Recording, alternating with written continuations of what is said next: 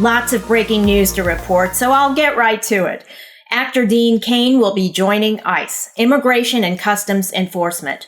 According to the Department of Homeland Security, Cain will be sworn in as an honorary ICE officer later this month. He already serves as a deputy sheriff and reserve police officer. DHS is on a hiring spree after receiving a cash infusion from Congress, even removing age limits for those who want to serve. DHS Assistant Secretary for Public Affairs Tricia McLaughlin referred to Dean Cain's well-known role as Superman on the popular TV show Lois and Clark, The New Adventures of Superman. McLaughlin states, and I quote, "Superman is encouraging Americans to become real-life superheroes." Congratulations to Dean Cain. I believe most Americans realize he'll do a great job and will inspire so many folks to sign up, not only because of the benefits and pay, but to help America deal once and for all with the problem of narco-terrorism, which I've spoken about on this channel. These are drug traffickers who are outright killing Americans with illegal drugs. Now, many of the traffickers are funded by Iranian-backed proxies such as Hezbollah. There are demonstrated funding links between Hezbollah and drug traffickers such as the Jalisco Drug Cartel, which operates along the southern border of the United States. The drug traffickers are also involved in human trafficking and human smuggling, especially with the drug mules who are kidnapped and forced to transport drugs for violent cartels using tunnels between Mexico and the United States. Most Americans support ICE and grieve at the recent violence against ICE agents, which occurred in tandem with sanctuary city legislation in Los Angeles, New York, and elsewhere, which I believe is a contributing factor. The DOJ has filed numerous lawsuits against cities and states for their sanctuary policies that are impeding federal immigration laws and recklessly endangering the lives of ICE agents.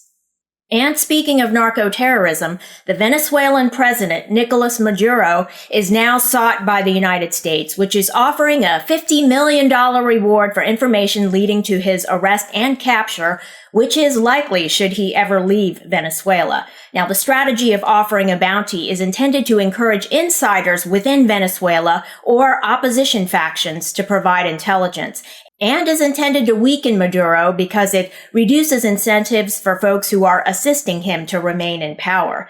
The U.S. says Maduro uses foreign terrorist organizations to import drugs and violence to America.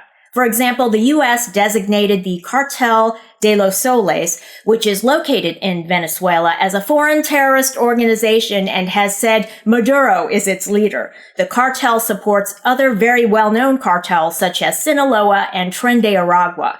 The individuals who ambush ICE agents are traveling with a depraved coalition of cartels that are obviously failing, and now all they can think to do is to bring down the United States. Congratulations to Dean Cain. Most Americans support what he's doing and support ICE. And congratulations to Gina Carano, who settled her legal claim against Disney recently.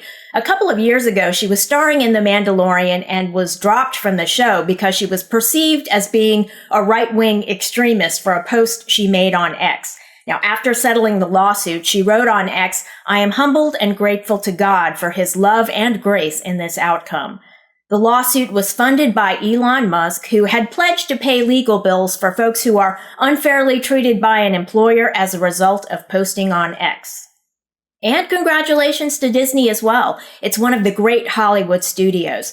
So am I surprised at all that Disney reached a settlement with Gina Carano or that Disney is working with President Trump on his economic priorities? Not surprised. Greatness requires working within the authority structure, not against it. Now, Apple Original Films is another great studio, considered an upstart, but has all the earmarks of greatness already. And should we be surprised that Tim Cook, CEO of Apple, is working with President Trump? I don't think we should be surprised.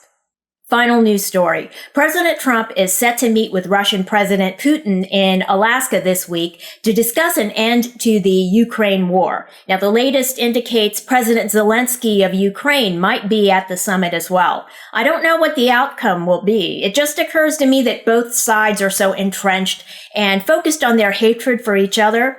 It's possible that the peoples of both nations are entrenched in their mindsets as well, and it's not just the leadership. That's not only possible, but probable. Now, maybe the people just don't have enough options, which in America is unheard of, right? Now, we have so many options here, so many paths to a good life. Just as an example, I was talking about Venezuela earlier. Now, the people there are focused on bringing down the United States rather than trying to bring themselves up. So they become focused on the wrong thing, and it's an emotional issue. Sometimes we feel so strongly about this or that, but we can't be controlled by our emotions. Our emotions have to be placed in the service of what's right. Thanks for watching, and if you enjoyed this video, leave a like and don't forget to subscribe.